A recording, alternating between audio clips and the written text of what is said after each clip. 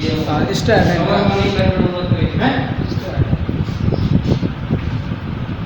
नमस्कार मित्रों, मैं किसी चौहान एक गणित का विद्यार्थी होने के नाते और इस कोरोना महामारी की वजह से आपकी गणित की परीक्षा जो हुई नहीं है, तो उसके लिए हम आपके लिए ऑनलाइन स्टडी के माध्यम से घर तक इंटरनेट के माध्यम से स्टडी करवाएंगे। जो हमारा स्टडी सेंटर है विवेकानंद स्टडी सेंटर झाप, और आपका इसमें हार्दिक स्वागत है। तो जुड़े रहिए हमारे साथ। और आज का टॉपिक हमारा रहेगा गणित का केंद्रीय प्रवृत्ति के माप। केंद्रीय प्रवृत्ति के माप होते क्या है, तो उसके अंदर सबसे पहले अपन बात करते हैं डाटा की, जिसको बोलते हैं आंकड़े। आंकड़े क्या होते हैं? आंकड़े दो प्रकार के होते हैं, प्राथमिक आंकड़े बोल सकते हैं और एक द्वितीयक आंकड़े होते हैं। आंकड़ों को वैसे भी हम देखा जाए तो इसको भी दो प्रकार होते हैं। एक प्रकार होता है जिसको कहते हैं वर्गीकृत आंकड़े, वर्गीकृत आंकड़े और अवर्गीकृत आंकड़े। तो वर्गीकृत आंकड़े क्या होते हैं और अवर्गीकृत आंकड़े क्या होते हैं? वर्गीकृत आंकड़े जिसको ग्रुपेड डाटा कहते हैं, ग्रुपेड डाटा, और अवर्गीकृत को कहते हैं अनग्रुपेड डाटा। जो एक ग्रुप मतलब समूह के अंदर होता है, 10 से 20, 20 से 30, 30 से 40, 40 से 50, इस प्रकार के आंकड़े क्या कहलाएंगे? वर्गीकृत आंकड़े। और अवर्गीकृत आंकड़े जिसके अंदर कोई समूह नहीं होता, कोई ग्रुप नहीं होता, उसमें डायरेक्ट संख्याएं दे रखी होती है, जिसको आंकड़े बोलते हैं। और वो कैसे होते हैं? अवर्गीकृत आंकड़े। अब हम बात करते हैं कि केंद्रीय प्रवृत्ति माप, इसके अंदर क्या क्या है। तो हमें इसमें पढ़ना है समांतर माध्य, माध्यक, और तीसरा है बहुलक, जो हम पूर्व की कक्षाओं में कुछ पढ़ चुके हैं, ज्यादा तो नहीं लेकिन सिंपल क्वेश्चन पढ़ चुके हैं। समांतर माध्य जिसको बोलते हैं मीन, और इसको सिंपल सा बोला जाए तो औसत मान भी कहते हैं। और औसत के लिए हमने एक सूत्र भी पढ़ रखा है। क्या होता है? औसत मान ज्ञात करने का सूत्र होता है राशियों की संख्या बटे राशियों का योग बटे राशियों की संख्या। राशियां जो पे यहाँ पे क्या होगी? संख्या होगी। जितनी भी संख्याएं दे रखी है उन सबको ऐड करके वो कितनी संख्या है उन सबको जोड़ते हुए उतनी संख्या में क्या लगाया जाता है? भाग दिया जाता है। तो वो हमें क्या आ जाता है? औसत प्राप्त होता है, जिसको समांतर माध्य भी कहते हैं। इसकी हमें कितनी विधियां पढ़नी है? तो हमें 2-3 विधियों की सहायता से अब इस समांतर माध्य को ज्ञात करना चाहेंगे। तो देखिए, सबसे पहला हमारा रहेगा औसत विधि, जो हमने पढ़ रखी है। जैसे कि आपको बोल दिया सोमवार को 50 रुपए, और मंगलवार को 60 रुपए, बुधवार को 70 रुपए, गुरुवार को 50 रुपए, इस प्रकार के सारे आंकड़े हैं। तो आपको बोल दिया कि प्रत्येक दिन का औसत कितना होगा। तो अपन क्या करेंगे? 7 दिनों का जितना डाटा है उन सबको जोड़ के और 7 का भाग लगा देते हैं। जैसे एक और एग्जांपल बता देते हैं कि स्कूल में विद्यार्थियों की संख्या 500 है, 500 विद्यार्थी है। कितने हैं? 500 विद्यार्थी। आपको बोल दिया यहाँ पे रूमों की संख्या, कमरों की संख्या है वो कितनी है? 10। तो अब आपको बोला कि औसत मान ज्ञात कीजिए कि प्रत्येक कमरे के अंदर कितने विद्यार्थी बैठेंगे। तो अपन क्या करेंगे? राशियों का योग तो दे रखा है, कितना? 500, कमरे कितने हैं? 10, 10 का क्या लगा देंगे? भाग। जीरो से जीरो क्या हो जाएगा, कैंसल। तो कितने बैठेंगे, 50 विद्यार्थी प्रत्येक रूम में बैठेंगे। ये तो होगी औसत विधि की बात। दूसरी विधि की बात करें तो सूत्र की सहायता से समांतर माध्य ज्ञात करना। समांतर माध्य को x बार से प्रदर्शित किया जाता है। किससे प्रदर्शित करेंगे अपन, x बार से प्रदर्शित करेंगे समांतर माध्य को। आगे देखिएगा समांतर माध्य x बार बराबर सिग्मा fx बट्टे सिग्मा f। यहाँ पे f क्या होगा, x क्या होगा, तो x का मतलब है आंकड़े, क्या होंगे, आंकड़े।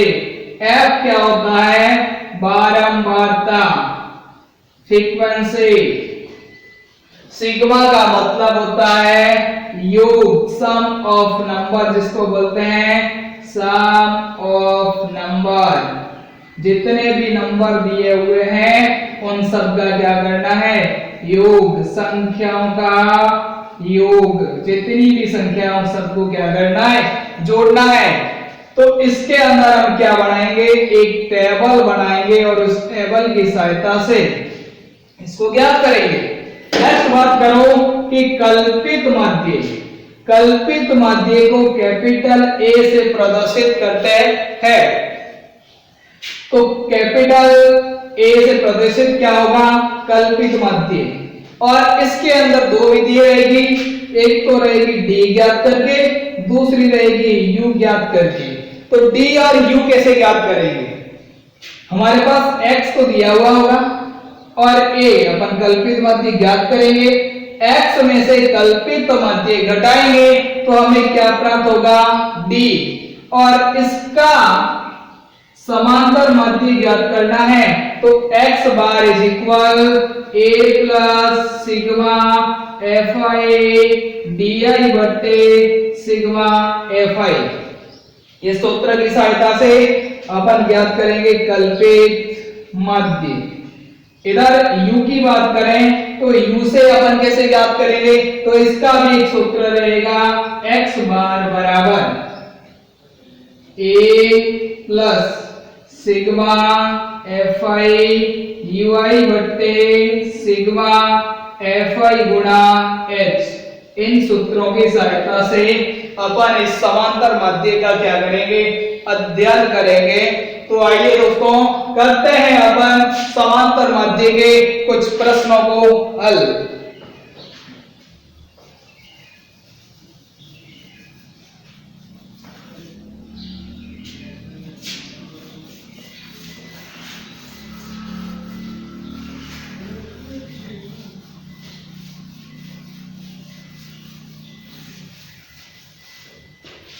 सिंपल प्रश्नों की बात करें तो पहला प्रश्न हम देखते हैं कि कोई संख्या दे रखी है या क्रिकेट की टीम, एक क्रिकेट की टीम ने प्रत्येक मैच के अंदर बनाए गए रनों की संख्या और उस रनों की संख्या माना कि 10 क्रिकेट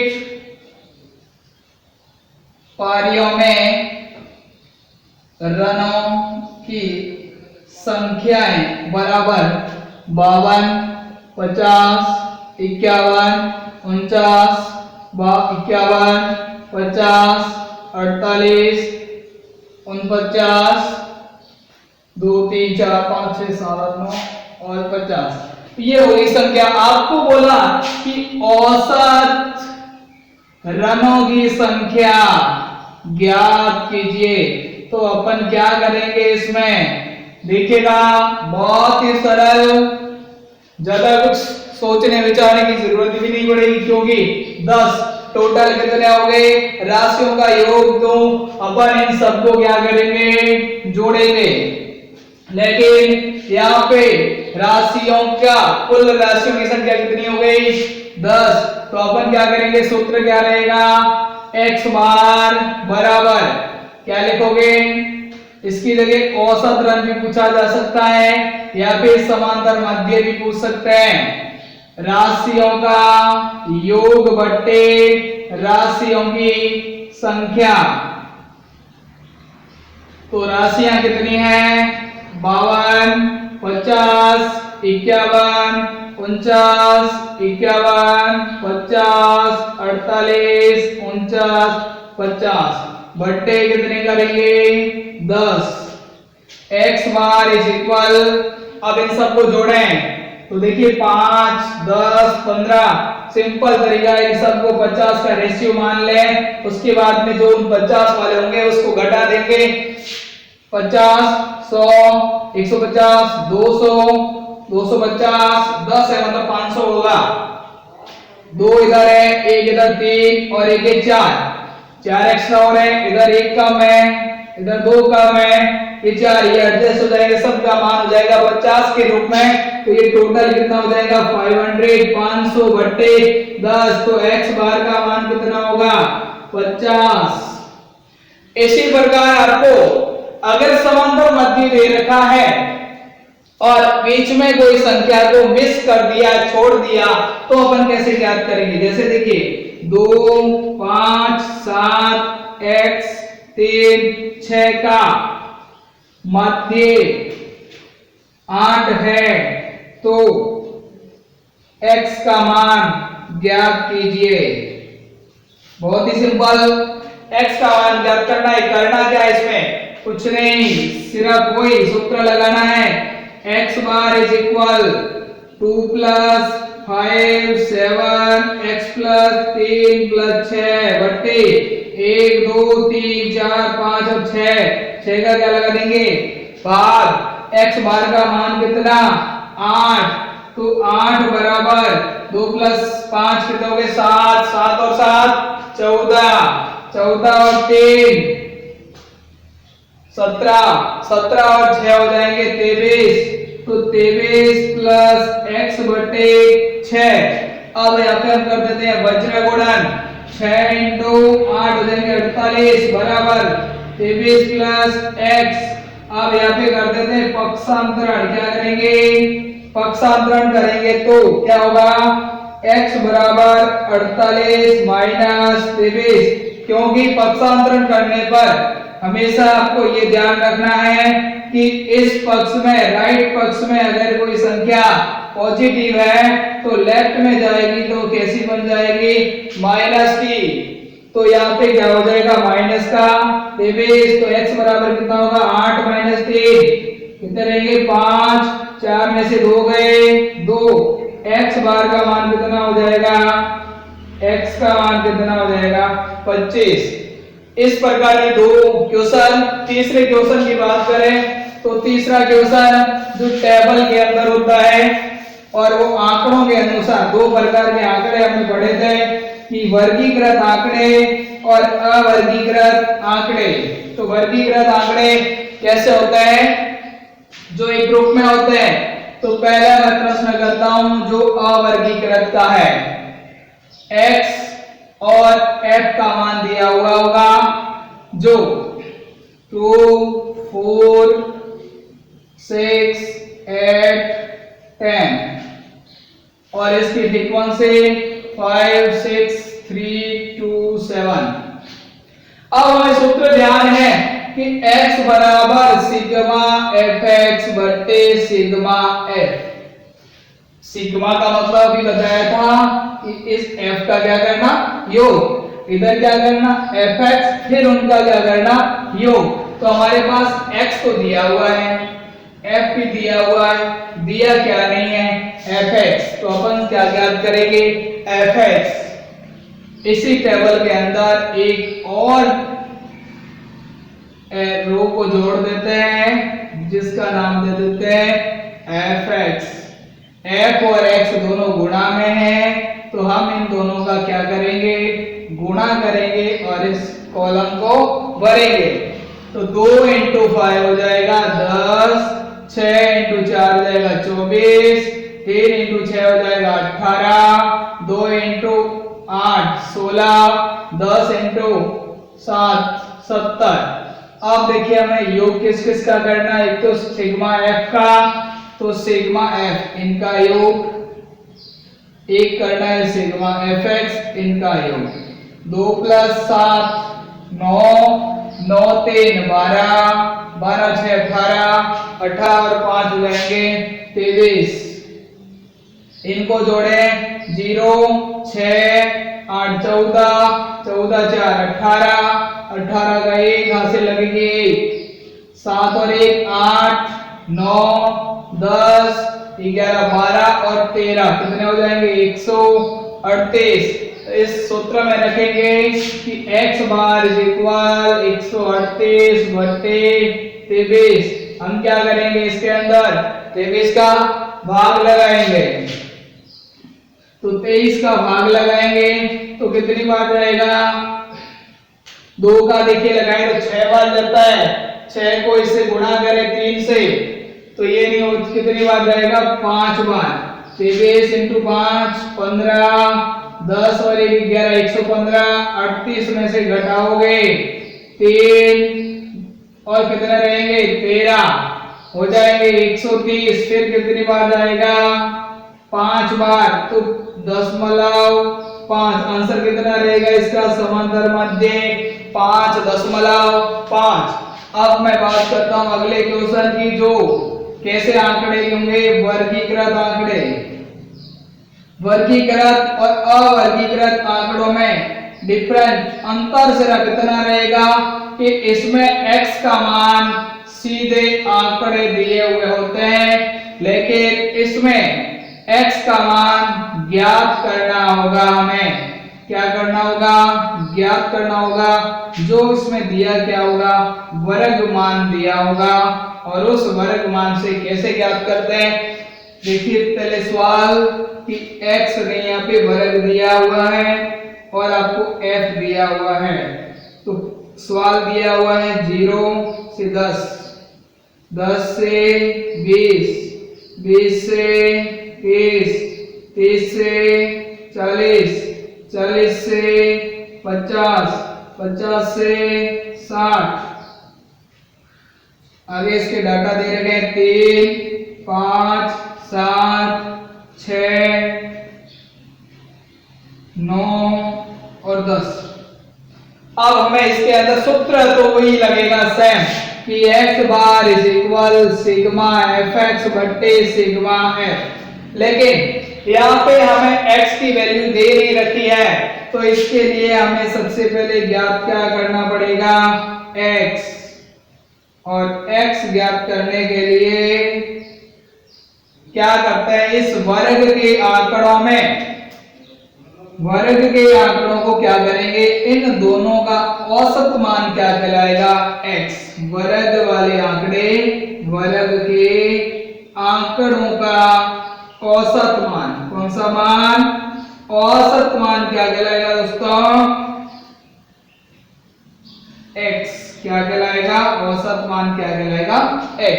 तो देखिए 0 प्लस 10 बट्टे 2 औसत अभी हमने निकाला था कि जो संख्या दे रखी है उन संख्याओं के अंदर दो संख्याओं को ऐड करके जितनी संख्या है उनका क्या दिया जाता है भाग दिया जाता है।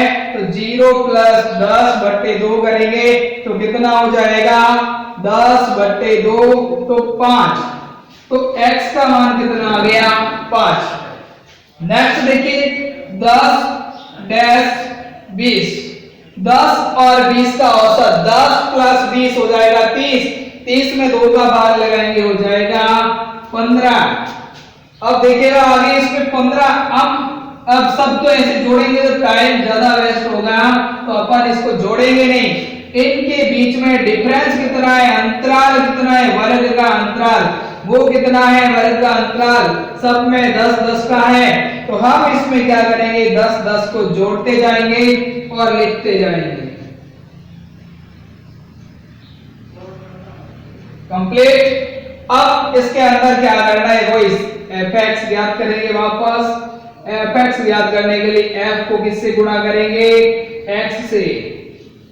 5 10 इंटू 5 हो जाएंगे 15 15 इंटू 5 75 25 7 पंजे 35 ऐसे लगेगी 3 14 और 3 हो जाएंगे 17 175 6 पंजे 30 3 18 और 3 हो जाएंगे 21 9 पंजे 45 हासिल कितनी लगेगी 4 36 और 4 40, 55 और 10 से गुणा करेंगे तो हो जाएगा 550। अब सूत्र में देखें वापस वही fx का योग और f का योग, तो हमें एक तो इसका योग करना है सिग्मा f।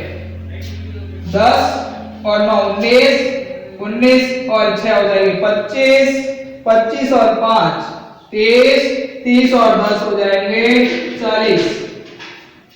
सिग्मा fx बराबर 5 5 10 5 15 5 20, हासिल कितने लगेगी 2, 2 और 1 3, 3 और 7 10, 10 7 17, 1 18, 5 23, हासिल लगेगी 2, 3 4 5, 5 5 10, 10 और 4 14, 1430 हो गया। तो आप देखिए यहां से x bar is equal sigma fx बटे सिग्मा f था, तो 1430 बटे 40, 0 से 0 कट जाएगा, 4 का भाग लगाएंगे, 4 3 12, हासिल माइनस करेंगे तो 12 में से 14 में से 12 जाएंगे 2, 2 और 3 हो जाएंगे 23, 23 के अंदर लगाएंगे 4 पंजे 20। अरे रुक गया है इधर आओ।